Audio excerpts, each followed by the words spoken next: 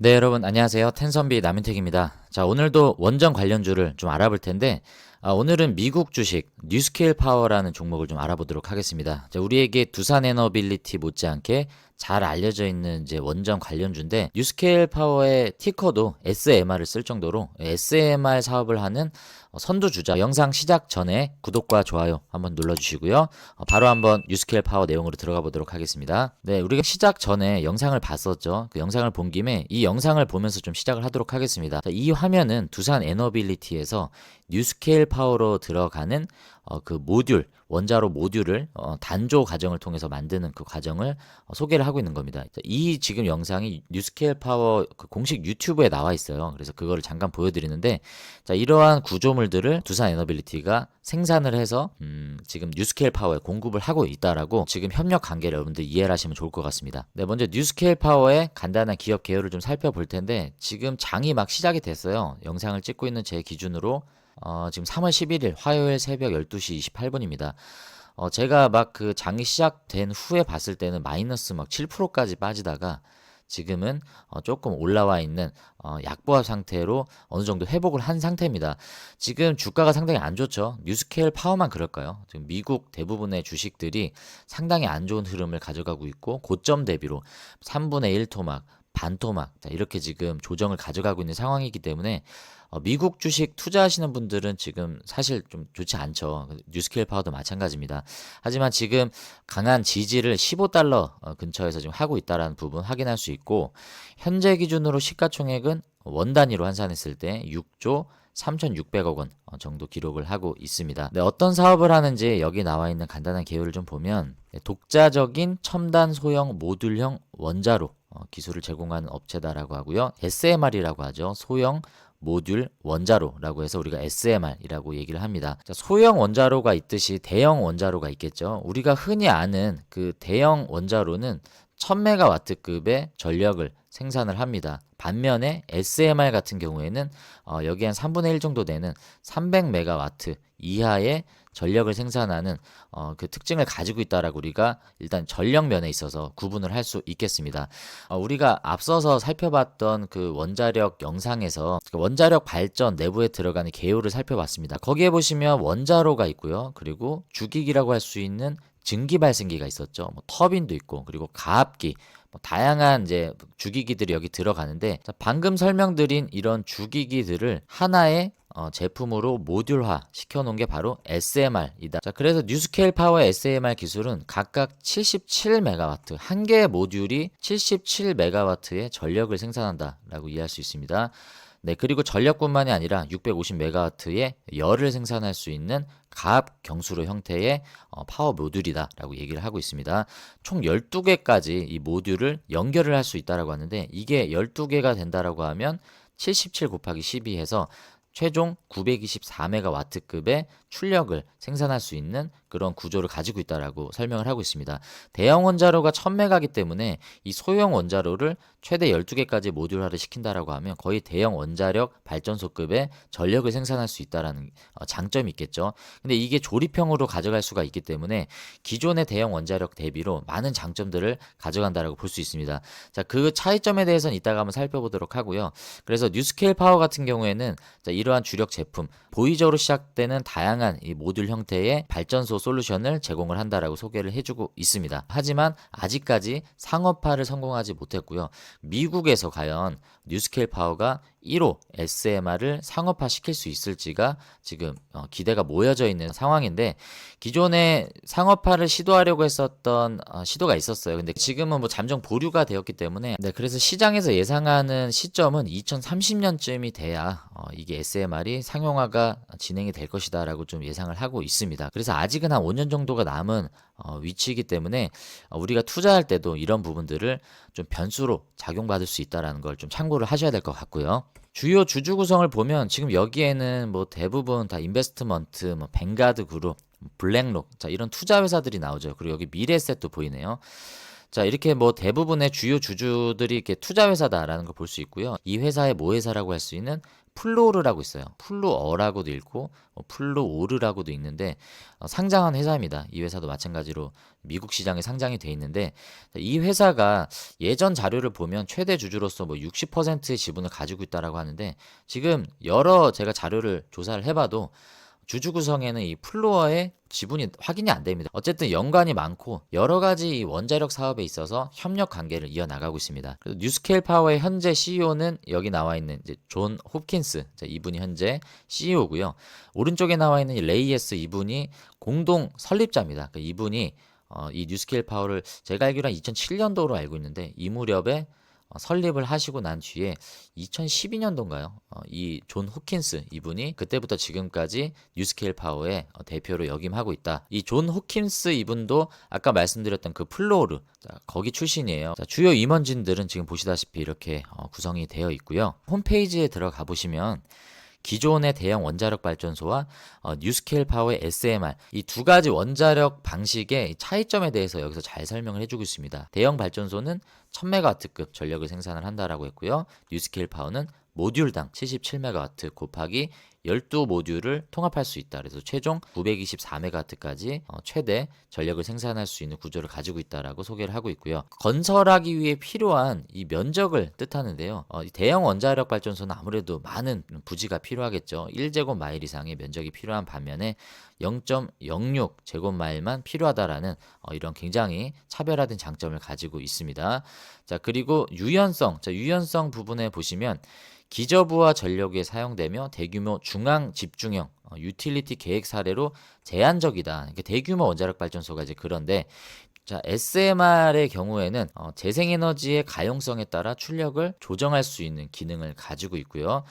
재생에너지와 원활하게 통합되어 일관된 전력 공급을 보장할 수 있다. 자, 지금은 신재생에너지가 부각을 받고 있지는 않지만 신재생에너지도 반드시 우리가 필요로 하는 그런 에너지원입니다. 그리고 이것뿐만이 아니라 뭐 화석 발전 그리고 뭐 수력 발전 모두가 다 지금 현재로서는 필요한 에너지원이죠. 풍력이 항상 바람이 부는 게 아니죠. 자, 어떤 날은 바람이 많이 불어서 전력이 과잉 생산이 되기도 하지만 어떤 날은 바람이 적게 불어서 전력이 부족한 현상들이 생깁니다. 태양광도 마찬가지죠. 이런 불균형한 것들을 이 SMR이 보충해 줄 수 있다는 것들을 설명을 해주는 내용입니다. 앞으로 신재생 에너지의 발전과 SMR이 이렇게 대립 관계로 가는 것이 아니라 상호 보완적인 관계로 갈 수 있다라는 유연성을 설명을 해주는 거고요. 안전성의 측면에 있어서도 기존의 이 원자력 발전소의 위험성에 대해서는 후쿠시마 원전과 그리고 체르노빌 그리고 예전에 미국에 있었던 쓰리마일 원전 사태를 봤을 때 우리가 위험성은 잘 알고 있습니다. 그런 부분에 있어서 SMR은 상대적으로 안전하다라고 얘기를 하고 있고요. 그리고 건설하는데 드는 이제 기간이 있습니다. 대형 원자력 발전소 같은 경우에는 평균 한 5년 정도가 소요가 된다라고 합니다. 이게 번역이 돼가지고 연령이라고 나오는데 이열스예요. 그래서 5년이 걸린다라고 표현을 한 거고 SMR 같은 경우에는 36개월 짧게는 1년 이내에도 건축이 가능하다라고 합니다. 이 모듈 개수에 따라서 이거는 갈리겠죠. 그래서 이렇게 간단하게 설치가 가능하고 위험성도 적다라는 이러한 장점이 있습니다. 그리고 대형 원전 같은 경우에는 이게 연료를 뭐 보급해야 되고 여러 가지 이제 보수해야 되는 과정들이 있겠죠. 그래서 그럴 때는 46일 동안 원자력 발전을 중단해야 되는 사례도 있는데 SMR 같은 경우에는 그럴 필요가 없이 연속적인 작업이 가능하다. 왜냐하면 이게 다 모듈화로 이렇게 분리가 돼 있기 때문이죠. 그래서 한 개가 작동이 되지 않더라도 다른 것을 통해서 보완할 수 있는 그런 유연성이 있다라는 것을 이렇게 차별을 두고 있는 내용입니다. 지금 AI를 구현할 수 있는 가장 핵심적인 시설이 데이터 센터입니다. 네, 그리고 데이터 센터는 전력 먹는 하마라고 얘기를 하죠. 그래서 그 전력을 어떻게 공급할 수 있는지 그 대체 에너지에 대한 니즈가 계속 지금 증가하고 있는 상황인데 원자력 그리고 SMR이 거기에 대한 대안으로 부각을 받고 있는 시점이다라는 거 우리가 계속 익히 알고 있는 내용이죠. 자, 그런 SMR을 생산하는 글로벌 대표 주자가 누구냐라고 했을 때 누구나 다 뉴스케일 파워를 예를 들고 있습니다. 물론 뭐 테라 파워도 있고요. 뭐 샘 알트만이 투자하고 또 의장으로 있는 오클러도 있는데 오클러는 일단 대표적으로 SMR이긴 하지만 훨씬 더 초소형 SMR이라고 얘기할 수 있습니다. 정말 작은 규모의 SMR을 생산을 하기 때문에 77MW급의 뉴스케일 파워는 이런 부분에 있어서 좀 차별점이 있다라고 우리가 볼 수 있는데, 자, 어찌됐든 오클로가 됐든 뉴스케일 파워가 됐든 테라 파워가 됐든 또 다른 어떤 SMR 기업이 됐든 간에 지금 산업에서는 대형 원자력뿐만이 아니라 이 SMR 쪽으로 지금 주목을 하고 있는 상황이고, 그 중심에 뉴스케일 파워가 있다라는 부분도 우리가 꼭 이해를 해야 되겠습니다. 그런데 여러분, 이따가 우리가 차트 분석도 할 텐데요. 지금 보시는 게 나스닥 차트입니다. 지금 실시간으로 보시면 나스닥이 오늘만 3.60% 빠지고 있습니다. 나스닥이 3%대 빠지는 건 그 낙폭이 큰 거죠. 그러니까 엄청난 이런 급락을 지금 보이고 있는 상황이고, M7이라고 할 수 있는 뭐 메타, 그리고 마이크로소프트, 테슬라 엄청 빠지고 있어요. 테슬라는 자그마치 지금 8.29% 빠지고 있는 상황이고요. 애플 같이 무거운 종목들도 지금 마이너스 5.62% 빠지고 있는 상황입니다. 자, 오늘 알아보는 뉴스케일 파워는 그나마 선방하고 있어요. 지금 1.96% 빠지고 있는 상황인데, 네, 오클로는 지금 마이너스 9.39% 빠지고 있네요. 근데 뉴스케일 파워도 오늘 보시면 마이너스 7%까지 빠지다가 지금 어느 정도 좀 회복을 하고 있는 상황입니다. 지금 상승 랠리가 시작되었던 그 시점까지 다시 주가가 제자리 걸음으로 지금 온 상황입니다. 지금 대부분의 주식들이 그래요. 뉴스케일 파워뿐만이 아니라 나스닥 지수 자체도 지금 이런 흐름을 가져가고 있고요. 그리고 뭐 마이크로소프트 비슷한 흐름이죠. 애플은 어떨까요? 애플도 마찬가지입니다. 테슬라? 네, 테슬라도 예외 없죠. 다시 원점으로 돌아왔습니다. 근데 제가 뭐 뉴스케일 파워에 대한 차트 분석은 이따가 따로 할 텐데, 미국 주식들이 지금 처참하게 지금 내리꽂고 있는 상황인데, 어떤 게 뉴스케일 파워의 지금 주가에 이런 하락을 견인하고 있다라고 콕 집어서 말하기는 어렵습니다. 하지만 자, 일단 오늘 나온 뉴스를 보시면 트럼프가 이런 발언을 했다라고 합니다. 자, 이게 어제 나온 뉴스죠. 3월 10일 오후 11시에 나온 뉴스인데, 여기 보시면 트럼프가 미국의 부를 되찾는 그 큰 일에 있어서는 이런 일이 과도기다. 경기 침체가 와도 관세 폭격은 강행할 것이다. 자, 이런 내용들을 계속 얘기를 했다라고 합니다. 그래서 이러한 관세 폭격이 잠잠해지지 않을 것이다라는 예측과 함께 이 경기 침체라는 단어 자체를 써버렸어요. 이거를 뭐 알고 썼는지 모르겠는데, 이 경기 침체라는 말이 굉장한 공포감을 이 투자자들에게는 불러일으키는 단어입니다. 그래서 예전에도 뭐 파월이 어떤 단어를 선택할 때 어떤 뉘앙스의 단어를 선택했느냐에 따라서 그 한마디에 막 주가가 오르락 내리락 하는 것들 우리가 흔히 볼 수 있는데, 이 미국의 대통령이 이 경기 침체란 단어를 이렇게 언급을 했다라는 이 내용 자체만으로 충분히 이런 급락이 있을 수 있다라고 우리가 예상할 수 있습니다. 자, 오늘 주가가 3%대로 빠지는 이유는 이런 뉴스가 있었다라는 거 우리가 확인할 수 있고요. 그리고 제가 일단은 판단하기로는 테슬라 같은 경우 한번 볼까요? 테슬라 지금 차트인데요. 지금 아까 말씀드린 대로 여기까지 왔다라고 볼 수 있습니다. 지금 이 상승 랠리가 시작됐던 날짜를 보시면요. 언제냐면 11월 6일이에요. 11월 6일에 테슬라가 15%까지 장중 상승하는 모습들을 보였습니다. 자, 이 11월 6일이 여러분 언제인지 아십니까? 트럼프가 당선이 확정되었던 날입니다. 트럼프가 당선이 확정이 됨과 동시에 트럼프의 오른팔 역할을 했었던 강력한 지지자 일론 머스크의 테슬라가 이런 강한 상승을 보였고요. 뭐 테슬라만 그랬습니까? 네, 테슬라만 그런 게 아니죠. 지금 아마존 차트를 지금 보고 계신데, 아마존도 지금 이 시점까지 차트가 다시 내려왔죠. 자, 여기 이날이 언제인지 보시면, 자, 보시면 11월 6일이죠. 11월 6일부터 아마존도 역시 상승 랠리를 시작했고, 지금 그 가격대까지 다시 내려왔다는 걸 볼 수 있습니다. 자, 다른 주식 로블록스 한번 볼까요? 메타버스죠. 자, 눈에 띄는 날짜가 이 날짜죠. 자, 이날 보시면 이날 언제입니까? 자, 이 무렵이죠. 자, 비슷한 무렵에 상승이 나왔습니다. 자, 로블록스는 메타버스예요. 지금 보시다시피 아마존, 로블록스, 그리고 테슬라, 뉴스케일 파워, 다른 것들도 뭐 볼 필요도 없습니다. 마찬가지입니다. 뭐 인투이티브 머신스, 우주 섹터죠. 이 모든 섹터들이 고점을 기록을 하고 다시 원점으로 돌아왔는데, 그 원점이라고 할 수 있는 시점이 공교롭게 트럼프 당선이 확정이 되었었던 날짜입니다. 자, 이걸 봤을 때 저는 어떻게 해석을 하냐? 뉴스케일 파워 차트 분석을 깊이 있게 하지 않을 겁니다. 왜냐하면 지금 이런 흐름을 우리가 분석할 수 있는 이유는 사실 뭐 여러 가지 근거가 있겠지만, 제가 봤을 때는 지금 미국 시장의 이런 흐름은 일단은 트럼프의 기대감으로 주가가 올라갔어요. 트럼프가 강력하게 드라이브를 거는 미국 우선주의의 정책을 통해서 미국 시장 내에서 일단은 이렇게 경제가 뭔가 반전이 일어날 것이다라는 기대감들이 있었죠. 그래서 이런 상승들을 가져왔는데 그간 트럼프가 보였었던 강력한 행보, 대표적으로 관세가 있었고요. 그리고 우크라이나의 그 종전 협상을 통해서 여러 가지 이 협상의 과정들을 우리가 지켜보았습니다. 지금까지 트럼프의 행보를 보면 굉장히 지금 여러 우호 국가들의 반발을 일으키는 그런 행보를 지금 계속 보이고 있습니다. 그게 먹힐지 안 먹힐지는 제가 모르겠어요. 하지만 트럼프의 당선과 함께 기대감으로 올랐었던 주식이 트럼프의 당선 시점으로 다시 내려왔다는 건 뭡니까? 트럼프로 인한 실망감으로 지금 주식은 반응을 하고 있다라고 볼 수 있습니다. 그래서 미국을 상징하는 대표적인 종목들이 이런 모습을 보이고요. 그래서 뉴스케일 파워가 지금 왜 이렇게 빠지느냐를 이 원전 섹터 내에서 우리가 원인을 찾기보다는 미국의 흐름이 지금 트럼프를 중심으로 트럼프로 인한 기대감들이 반대로 지금 실망감으로 주식시장에서는 반영이 되고 있다. 실망감 내지는 일종의 공포죠. 여러 가지 불확실성을 계속 트럼프가 야기시키고 있기 때문에 주식시장은 그런 부분들을 지금 이런 하향 흐름으로 보이고 있다는 거 우리가 확인할 수 있습니다.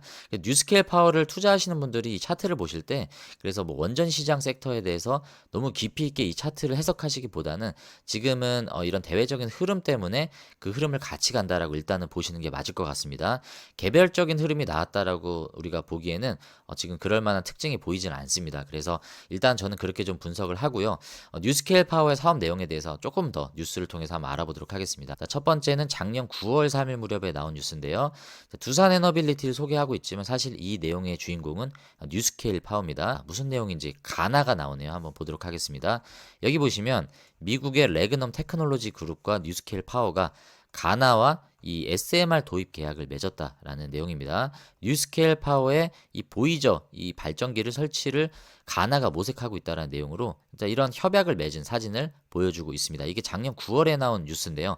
미국의 뉴스케일 파워가 가나의 원전 파트너로 선정이 됐다. 그래서 신흥 시장인 아프리카에 깃발을 꽂았다. 이 깃발을 꽂았다라는 건 상징적인 의미죠. 이 아프리카 쪽 시장으로도 앞으로 매출이 계속 늘어날 수 있는 그런 교두보를 확보했다라는 내용인데 뉴스케일 파워의 이 모듈을 아까 우리가 영상으로도 봤지만 두산 에너빌리티가 뚝딱뚝딱 단조 과정을 통해서 만들지 않습니까? 그래서 두산 에너빌리티도 여기에 빨대를 꽂을 수 있다라는 내용이고요. 그래서 여기에서 아직 뭐 계약 수주가 본격적으로 나온 건 아니지만 충분히 가나 쪽으로 뉴스케일 파워의 이 보이저 발전기가 건설이 될 수 있는 긍정적인 뉴스가 이때 나왔습니다. 그리고 가나뿐만이 아니라 최근에 이제 뉴스케일 파워가 가장 주목을 받고 있는 게 이거죠. 루마니아 이 SMR 사업에 있어서 속도를 내고 있다. 그리고 두산 에너빌리티가 마찬가지로 여기에 좀 수혜를 입을 것이다라고 이렇게 연결고리를 가져가고 있는 모습입니다.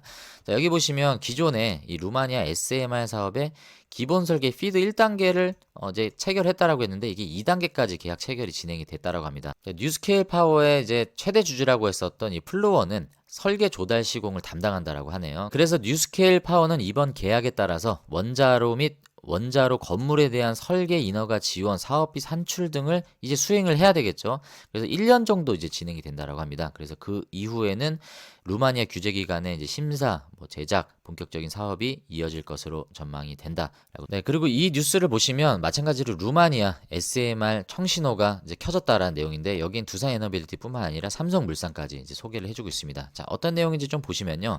루마니아 정부가 이르면 올해 말 도이세 슈티, SMR 사업에 최종 투자 결정을 내릴 방침이다. 이 뉴스는 제가 지난번 두산 에너빌리티 뉴스에도 소개를 해드렸습니다. 마찬가지 뉴스긴 한데요. 여기에 핵심 사업을 주관하는 건 뉴스케일 파워죠. 그리고 플로어도 나옵니다. 여기에 소개하고 있는 루마니아 SMR 사업은 도이세 슈티라고 하는 지역에 위치한 기존 석탄화력 발전소를 뉴스케일 파워의 기술 기반 SMR로 교체하는 사업이다라고 합니다. 그래서 여기에서도 상업화 시점을 2030년으로 두고 있습니다. 본격적으로 SMR이 산업이 개화되는 시점은 이 2030년 무렵쯤이 되지 않을까라고 생각하는데 주식은 항상 선반영이잖아요. 그래서 이런 시장이 모두가 다 예측하고 숫자가 찍히는 시점에는 주가는 이미 그것을 다 반영한 시점일 겁니다. 그래서 이 SMR을 투자하시는 분들 입장에서는 지금이 이런 부분에 있어서는 좀 준비를 해야 되는 시점이다라는 건 분명해 보이고요. 그리고 이제 거기에 핵심적으로 들어가는 이제 서플라이 체인을 보면 삼성물산 그리고 플로어 그리고 사전트 앤 룬디 뭐 이런 글로벌 엔지니어링 기업들을 소개를 하고 있습니다. 다양한 기업들과 함께 뉴스케일 파워가 이 루마니아 시장을 개척해 나가고 있다라는 걸 확인할 수 있습니다. 네, 사업 내용은 한 이 정도로 살펴보도록 하고요. 차트 분석을 한번 해보도록 하겠습니다. 차트 분석은 사실 지금 이게 미국 시장의 전체적인 증시 영향을 받고 있습니다. 아까 말씀드린 대로 기존에 우리가 확인했었던 시작점까지 와 있는 상태인데 이 시작점이 기존에 그렸었던 이 박스 상단입니다. 이 박스 상단을 가볍게 돌파를 했었는데 지금 여기까지 다시 내려와 있다는 건 기술적인 분석을 했을 땐 무슨 내용입니까? 지금 여기 지지를 깨지 않는 게 굉장히 중요한 시점이다. 근데 오늘 경기 침체라는 단어가 나왔죠. 굉장히 강력한 단어가 나온 겁니다. 여러분 이 경기 침체는요. 굉장히 이 투자자들에게 공포감을 불러일으키는 꺼내서도 안 되는 단어입니다. 굉장히 조심스러운 단어를 오늘 트럼프가 직접 언급을 했습니다. 빠졌어요. 그래서 이 정도의 충격을 줄 만한 악재가 또 나올 수 있을지는 모르겠습니다. 확률적으로 크지는 않다라고 보는데 저는 오늘 이 차트만 봤을 때도요. 마이너스 7까지 빠졌던 게 지금 2%까지 마이너스 2%까지 다시 올려져 있는 상태고 이 지지가 상당히 강하다라는 걸 단기적인 며칠간의 이 시점을 봤을 때는 확인할 수 있죠. 그래서 이거를 깨는 게 쉽지는 않겠지만 또 깨지 말란 법도 없어요. 근데 만약에 이 지지를 깬다라고 하면 밑에는 하방이 어디까지 내려갈지 예측할 수가 없는 시점입니다. 지금도 물론 바닥을 잡았다라고 볼 수는 없어요. 그래서 불안한 건 사실입니다. 그래서 여러분들이 지금 보시면 뉴스케일 파워뿐만이 아니라 다른 종목도 마찬가지예요. 뭐 엔비디아고 애플이고 할 거 없이 뭐 이 무거운 시총이 지금 5%대 빠지고 있고요. 엔비디아 지금 4.9% 얘도 지금 5%대 빠지고 있는 상황입니다. 이런 상황이 벌어지고 있는 시점이기 때문에 뉴스케일 파워나 뭐 개별 종목들은 뭐 말할 것도 없고요. 변동성이 너무 큰 시장입니다. 그래서 지금이 뭐 저점이고 지금이 빠질 만큼 빠졌다. 그래서 매수를 했을 때 떨어질 일이 없다라고 여러분들이 판단하시는 건 좀 위험한 선택인 것 같습니다. 그렇다고 해서 지금 뭐 사면 안 되냐? 이것도 아니에요. 제가 그걸 판단할 수 없지만 말씀드리고자 하는 거는 지금 시점이 안전한 시점은 아니기 때문에 기존에 그려갔었던 이 박스 상단을 지금 깰까 말까 지금 그런 테스트를 하고 있잖아요. 그래서 이거를 깨지 않았다라고 확신할 수 있는 어느 정도의 기간과 어느 정도의 주가의 위치 그거를 보시고 여러분들이 좀 투자를 선택하시는 게 낫지 않을까라고 생각합니다. 물론 지금 들어갈 수도 있어요. 하지만 지금 들어가신 분들은 철저히 여러분들의 비중과 성향을 판단하시고 절대적인 분할 매수를 하셔야 되는 시점이다라고 생각합니다. 조금 넣어보고 빠지면 조금 더 사보고 어느 시점까지 내가 담아보겠다 이런 장기 매수 시점에서 들어가는 건 괜찮은데 여러분들이 뭐 투자 비중을 지금이 저점이기 때문에 막 레버리지를 활용해 가지고 지금 내가 단기 상승을 좀 노려보겠다라는 관점은 더 떨어질 수도 있다라고 저는 생각합니다. 그래서 지금은 좀 위험한 시점이다. 어디로 튈지 몰라요. 그리고 이거는 뭐 저의 생각이긴 한데 지금 헤지펀드가 상승분들을 고의적으로 좀 누르고 있는 부분들 좀 있다라고 생각합니다. 그래서 그들이 충분히 배부르게 먹었는가에 대한 부분은 알 수가 없어요. 그들의 의지에 따라서 주가가 움직이는 부분도 배제할 수가 없습니다. 대중의 심리가 이 정도가 바닥이지 않을까라고 생각하는 그 심리를 오히려 역으로 그런 심리를 한번 털리게 되면 이 지지를 깨면서 떨어지는 만약에 하락 흐름이 나오면 그때는 투매가 또 연쇄적인 하락을 또 일으킬 수 있는 가능성도 있어요. 그래서 여러분들이 그런 가능성을 좀 열어 놓으시고 제가 미국 시장은 항상 여러분들에게 좀 조심스럽게 접근해 달라고 말씀을 드린 이유가 변동성이 너무 크고 우리가 그것을 대응하기에는 시간적인 것도 언어적인 것도 자료를 수집하는 것에 있어서도 우리가 대응할 수 있는 폭이 상당히 제한적입니다. 국장에 비해서 말이죠.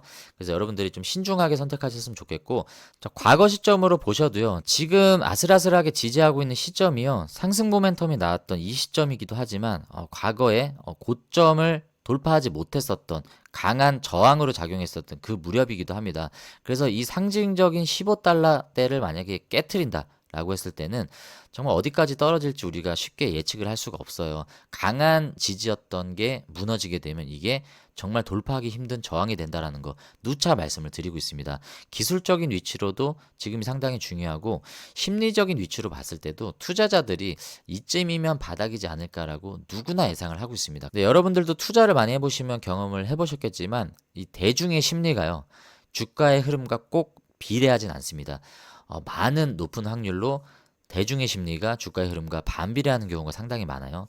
대부분의 사람들이 지금이 바닥이다라고 생각을 하기 때문에 제가 알기로 지금 신용거래량이 상당히 많아졌다라고 들었습니다. 그 얘기가 뭐겠습니까? 빚을 내서 투자한다는 거예요. 왜 빚을 내죠? 물려서 빚을 내는 것도 있지만 지금이 바닥이기 때문에 단기간에 낙폭과대로 인한 상승이 올 것이다라는 기대감에 대출을 통해서 레버리지 효과를 누리는 겁니다.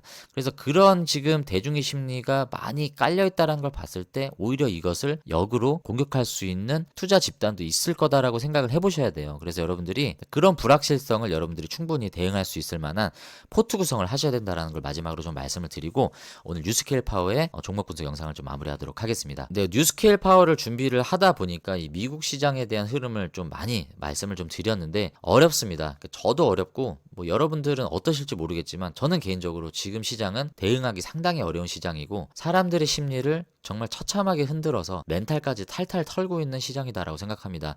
그래서 여러분들에게 제가 뭐 기운 내세요라는 말이 하나도 위로가 안 될지는 모르겠지만 여러분만 그런 걸 느끼시는 게 아니다라는 관점에서 이 지금의 위기를 여러분들이 기회로 삼으실지 아니면 그냥 위기 그 자체로 그냥 받아들이실지는 앞으로의 우리의 현명한 대응에 달렸습니다. 그래서 지나간 건 어쩔 수가 없는 거고요. 앞으로 우리가 어떤 현명한 선택을 하는 게 좋은 것인지 저도 고민해 보면서 이 컨텐츠를 통해서 그리고 일요일마다 진행하는 이 라이브를 통해서 김 대표님과 함께 같이 고민하는 시간들로 이 컨텐츠를 만들어 가도록 하겠습니다. 자, 오늘 영상이 도움이 되셨다라고 하시면 구독과 좋아요 아직 안 누르신 분들 한번 눌러주시고 원전 관련주 시리즈 계속 갑니다. 그래서 여러분들의 수익이 10배가 되고 주식은 쉽게 되실 수 있도록 원전 관련주 남은 콘텐츠도 더 열심히 준비해서 도움이 되는 영상을 준비하도록 하겠습니다. 영상 끝까지 시청해 주셔서 감사하고요. 저는 다음에 원전 관련주 영상으로 또 인사드리도록 하겠습니다. 안녕히 계십시오.